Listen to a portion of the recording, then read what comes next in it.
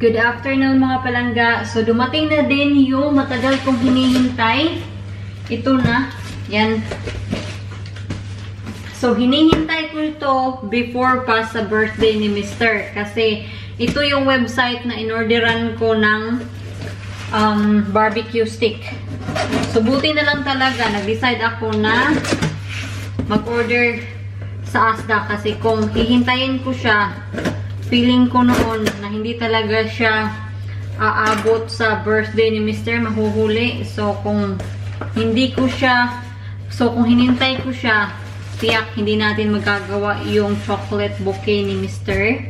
So, anyway, yung binili ko is, oh my goodness. Nagpanic na talaga ako. Ako din nagpapanik na rin.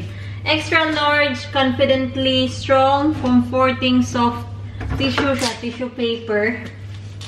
Yan. So 6 of these.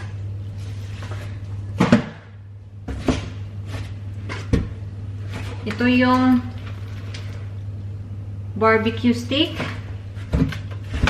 And meron na tayong hand sanitizer. Tatlo lang yung binili ko kasi yun lang yung available. Pero matagal-tagal ko na din tong hinihintay. Sabi ko nga before pa sa birthday ni Mr. So I think wala bang receipt dito? Walang resibo. I think pinurchase ko to mga second week of February siguro. And natagalan siguro sila dito sa hand sanitizer. So at least nakakuha tayo ng tatlo. Yung isang bottle is 500 ml. So, I got 1.5 here. So, hopefully, kasya na yan. Kasi kahit saang website ka pa maghanap, sa online, wala na talaga. Ubus na lahat. Mostly yung mga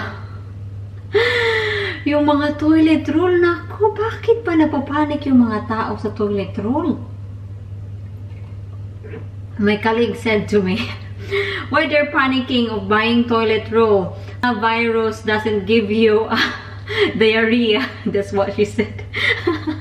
And is it? Totoo naman siguro, di ba? Na hindi naman magbibigay ng diarrhea yung virus. Oh my goodness. Pero anyway, mag-ingat po tayong lahat. Hugasan natin yung kamay natin ng maigi kasi yun lang talaga yung protection natin. Yun yung one way of reducing the infection by washing our hands properly and using hand sanitizer. Pero yun na nga, nagkaubusan yung iba, nagrereklamo na wala daw silang hand sanitizer. Hindi naman magkakaubusan kung yung mga tao yung amount na binibili nila, ano lang siya, like, moderate amount. Kasi yung iba kasi, bumibili talaga sila ng excessive amount. So anyway, balik tayo dito.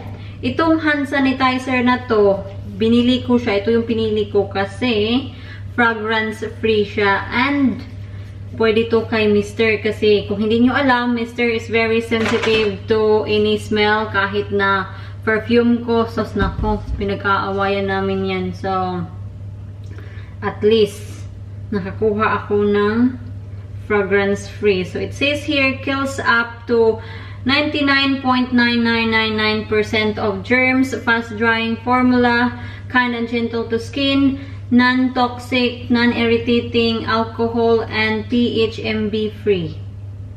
Yan. So, itong isa, ilalagay ko to sa car ni Mr. At yung isa, ilalagay ko sa car ko. And itong isa is sa bahay. Yan. Ang sakit ng puson ko. Cramps. John needs to try this. Oh, Wow! Rub it in your hand. it's not gel, is it? No, it is it doesn't smell. Look at your face. I'll Smells like fart. put this in your car. The car's locked. Let's do that. Okay. We need to cut this up kasi dadalhin natin to sa garden natin.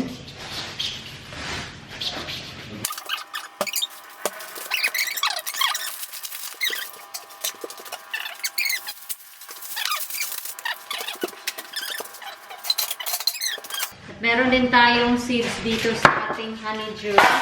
So baka lang, hopefully, tubo siya. Bye, mister.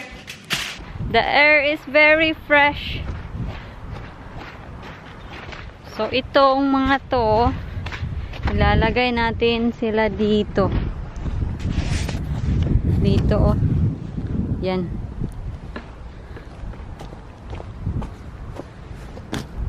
Yan. Kailangan natin yung takpan. Wala man akong spade na dala. Tatakpan natin ng lupa. Kasi kakainin lang yan ng mga bird. Yan na. Good enough. Mahanap din yan nila. I-check natin yung ating rhubarb. Titingnan natin kung may nabali ba ulit. Walang bagong nabali. Magluluto tayo mga palangga. Magluluto tayo ng beef casserole. Yan. Hihiwain ko muna to into dice and then ipe-prepare ko lang yung mga gulay. Lalagyan ko siya ng carrots. Carrots ang ilalagay ko. Na-stress ako kay mother-in-law. Kasi tinawagan namin siya kanina nung lunchtime. Sabi ko kay John, tawagan mo si mother-in-law. Kasi dumadami na talaga yung cases dito sa UK. So tinawagan namin.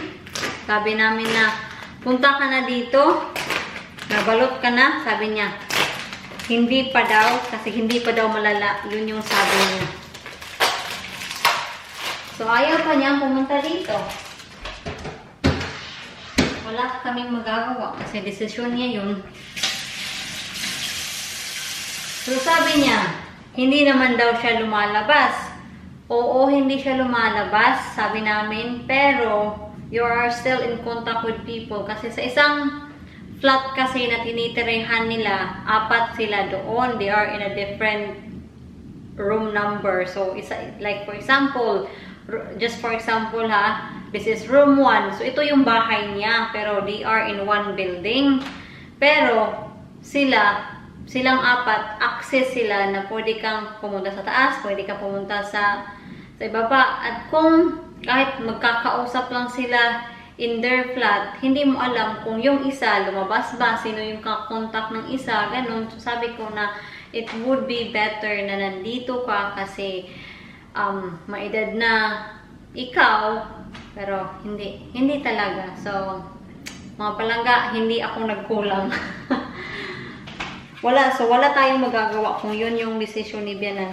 Pero pinaalalahanan talaga namin siya na dapat mag-ingat ka. Si Bianan kasi, she can still make an informed decision. So, kung yun yung gusto niya, di respetuhin natin. But, I'm just saying na she's always welcome sa bahay. Meron pala tayong mushroom. So, sasamahan ko to ng mushroom. Pero di ko muna ilalagay yung mushroom. Saka na lang. Hugasan ko muna tong beef natin.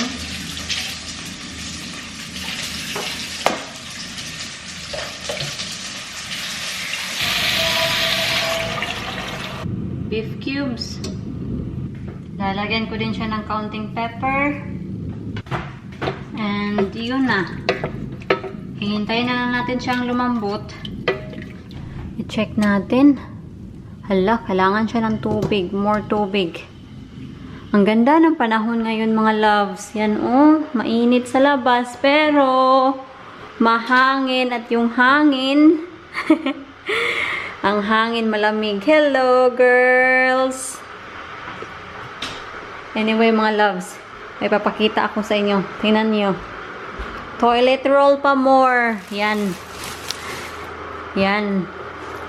So, diba kanina, tinawagan namin si mother-in-law. Tinanong namin siya kung meron ba siyang kailangan. So, sabi niya na, I need some toilet roll because I'm running out and I cannot find any toilet rolls in the supermarket or anywhere. So, sabi ni Jan, pupunta ako sa binibilhan ko ng mga cleaning products, see if they have toilet rolls. And so, luckily, meron silang toilet rolls. So, magpapak tayo para sa kanya. Tinanong din namin siya kung kailangan ba niya ng mga groceries kasi madami tayong groceries dito. Pero sabi niya, she's okay with the groceries. Toilet roll lang talaga yung wala siya. So, magpapak tayo. At yung isang ano pala, ito. Yan o. Ibibigay ko na lang kay Bianan yung isa, 'di ba? Tatlo yung binili ko. Ibibigay ko yung isa kasi mas kailangan ni Bianan. So, nakakaawa naman si Bianan, no? Ready na yung tubig natin.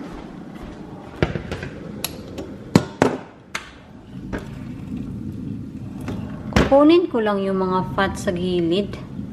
I-scoop ko lang sila. Tingnan nyo yan. Mga sebo. So, ito yung mga ibibigay ko para kay Bianan. Yung toilet roll, sasamahan ko siya ng mga ito. So, ito, nakita nyo naman. Ito, binigyan ko din siya ng wet wipes para malagay niya sa kanyang bag. Ito rin, wet wipes sila. Puro sila antibacterial. And bibigyan ko din siya ng tissue paper. Itong one size na tissue paper. Dalawa. And so, yung bibigay natin kay Bianan na toilet roll, bibigyan natin siya ng 4.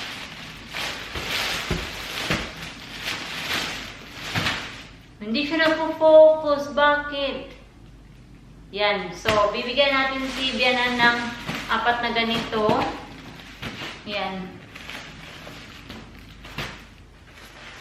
Yan. Ganito mga loves. Yan.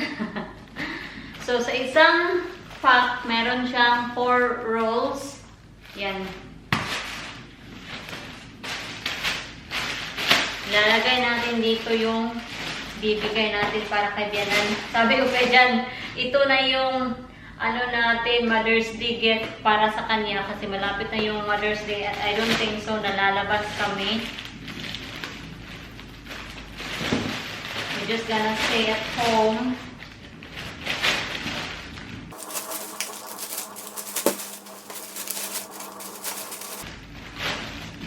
So, ito na. Hindi siya magkasya sa isang bag. Ayan. Lalagay ko na lang siya sa other Tesco bag. So, anyway, ito na. Hindi ko pa alam kung kailan kami pupunta sa mama ni Jan. Baka later tonight or tomorrow. Let's see na lang kasi kailangan na talaga niya ng toilet roll. Nako! Hindi naman ako nagpanik ng toilet roll. In terms sa toilet roll, hindi talaga ako nagpanik kasi alam naman natin ng mga Pilipino na may special tayo na pamamaraan kung alam niyo na. Tabo lang at tubig ang katapat. Pero dahil si Bianan, kailangan ni Bianan, so bumili na lang kami. Yan. Ang bango na niluluto ko. Kailangan na natin maglagay ng carrots kasi 3 o'clock na dito.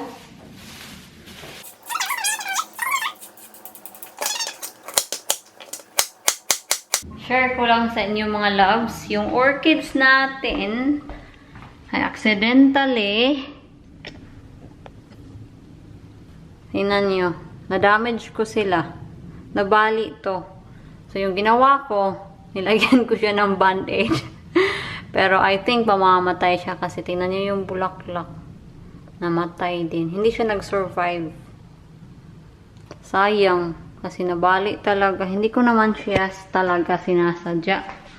I was cleaning and then na-touch ko siya and yun, nabali. Sobrang fragile niya. Pasensya na talaga kayo ha. Bahay lang talaga tayo. Kailangan kong mag-iron ng ating mga clothes kasi padami na to. Sobrang dami na nila.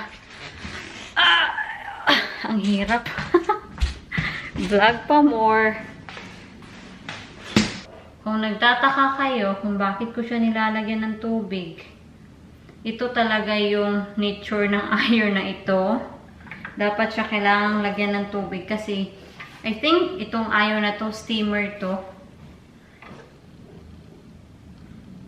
Yes, steam boost, sabi dito. So, pwede siyang lagyan ng tubig. Yung iron namin sa Pilipinas, yung pinaka first iron namin sa Pilipinas, alam nyo ba kung ano? Yung iron namin, yung pinaka first iron namin is uling siya. Yun yung plancha namin sa bahay. So, kung hindi pa kayo nakakita ng uling na plancha, I will try to explain as much as I can. So, ito ha, plancha to. Diba, itong plancha na to is plastic na siya dito. So, pwede siyang hawakan dito. At yung bottom lang niya yung parang metal. So, ito yung mainit.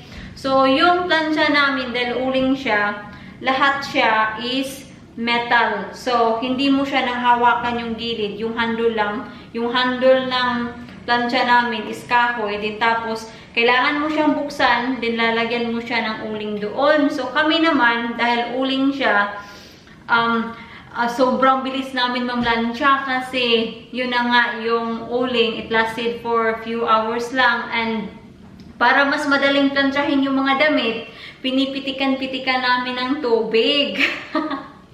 So, yun yung buhay namin sa probinsya. Kasi noon, meron namang kuryente, pero I think hindi lang nauso yung hindi lang nauso yung yung electric na plancha sa time ko ha. Pero I think yung uling na plancha namin, I think nandoon pa din sa bahay, pero hindi na namin ginagamit kasi yun namin yung nakaluwag-luwag na sa buhay. Meron na tayong electric na plancha. So yun yung ma-share ko sa inyo. Pero noon, pag may planchang uling ka na, sus nako, naghihiraman yung kapitbahay. Yung nanay ko, sinasabi nila, Timimik, Mimik yung tawag nila sa nanay ko, yung mga kapitbahay ko, Timimik, pahiram naman ng plancha niyo. So, yun, naghihiraman yung mga kapitbahay kasi kami lang yung may uling na plancha. So, sobrang cool na yun na meron kang plancha sa bahay. It doesn't matter kung uling man or electricity yung electricity power yung plancha. As long as may plancha ka doon, sobrang na talaga, naaamis na yung mga tao na may plancha ka. Titikman na natin yung ating beef casserole.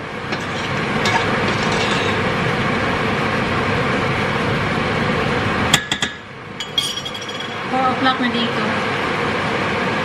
Kulang ng asin.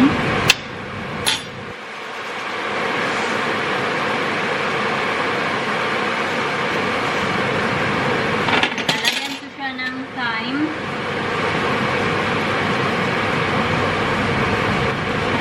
Lalagyan ko rin siya ng oregano.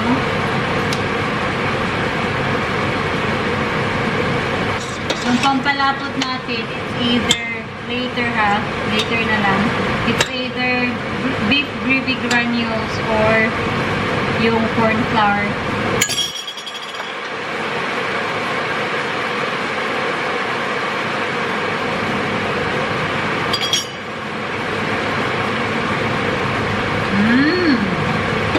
Sarap na.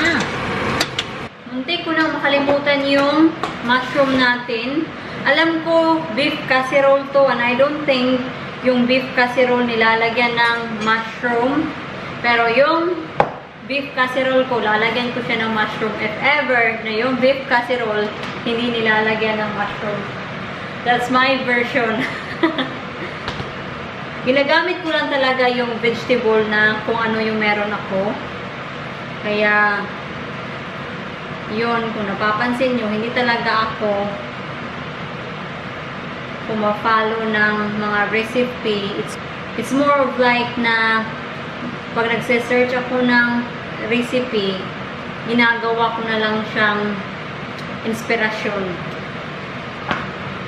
Binabalatan ko yung mushroom ko kasi para hindi ko na siya hugasan. Nakakaloka kanina mga palangga. Meron akong i-share sa inyo. Kanina, nag-online yung mga ate ko, yung mama ko. So, yung panganay kong ate, yung panganay namin, bihira ko lang siya makausap kasi meron siyang trabaho. So, kanina, sabi niya, uy, bakit ang payat-payat mo na? Baka anong sabihin ng mga tao dito na hindi ka pinapakain? Magpataba ka?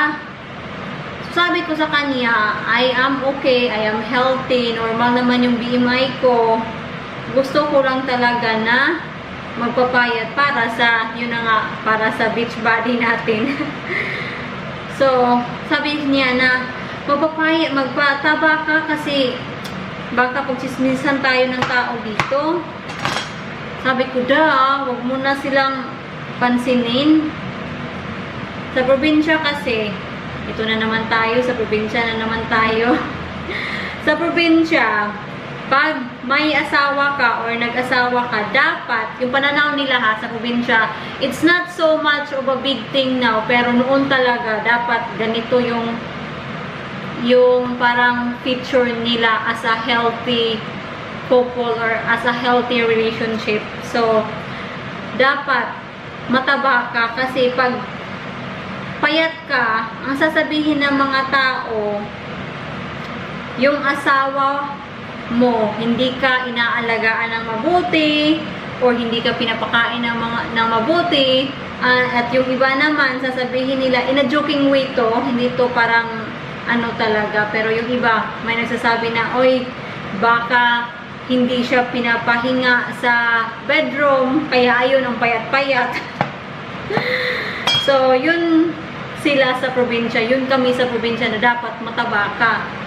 Pero, iba-iba naman tayo. Yung mga ate ko talaga, masyashock kayo kasi sobrang papayat nila noon nung they are not, sobrang papayat nila nung they are single pa. Pero ngayon na, meron na silang anak, nakapag-asawa na sila, medyo lumubo talaga sila. Hindi naman sila na overweight, pero lumubo talaga sila.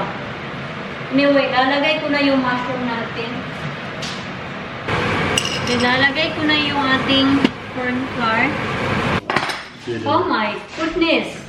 What happened to the potatoes? Perfect. They are very roasted. Perfect. I like them like that. It makes them slightly crisp. Come on, bear. They're very roasted. Tingnan niyo, look. It's very dark. Lovely. Just about how I ordered it. So you're waitress? No, my beautiful wife. You're not a waitress. You never have been. You never will be. You're not Some cook. people say You're that not. I am your like a Oh housemaid. yeah, of course you are.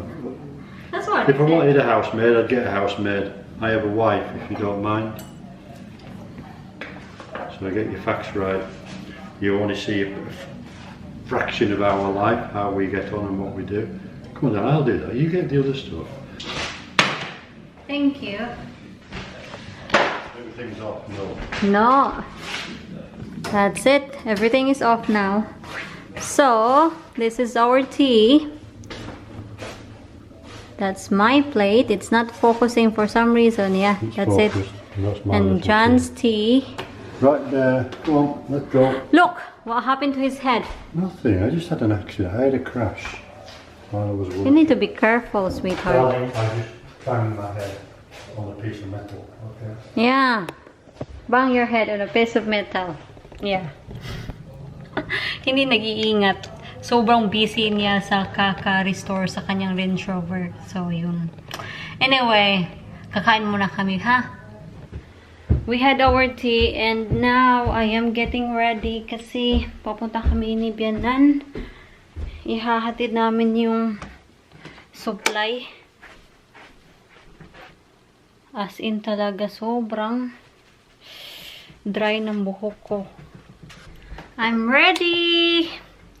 Naghihintay na lang ako kay Mr. He's still getting ready. Kanina kasi, he take the dogs out. They walk around the field. So, ayun, nahuli si Mr. Here is the underlying design flaws that meant that Manonood muna ako ng TV while waiting for Mr. The failure that He's ready! Big cheers and I'm then. not ready. Tingnan nyo! Mr. is starting to eat my bouquet. Paubos na siya. Make sure you lock the door. Is it locked? Yan, I have a light here. Ito yung ginagamit ko na light. Yung salamin. These kids, no lights on the bikes. It's very dangerous. Very dangerous. Malapit na kami sa kanila. It's even more dangerous driving in a car with a light on.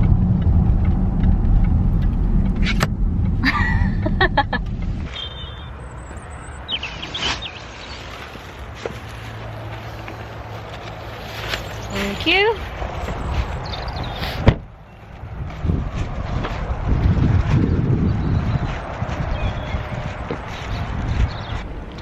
Dadaan muna kami sa Tesco. Hello. Hello, you come here often? Sometimes. Okay.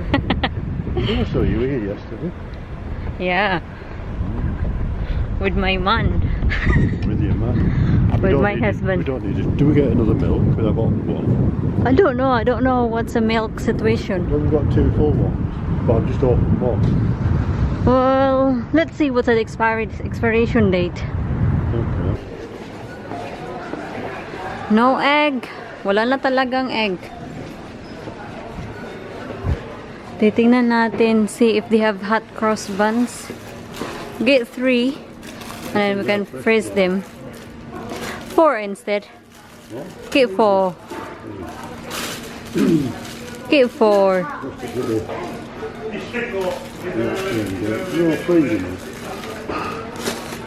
So, kukunti lang yung bibili namin. So, mag-self-checkout lang kami. It's getting colder. Getting colder. So, what you got there? Secret. You have a jar of Nescafe I have some. for, I'm okay. I've got coffee and hot cross buns, so I'll survive now. and you got 2 petroleum jelly for his Range Rover. Bottom. Or the bottom.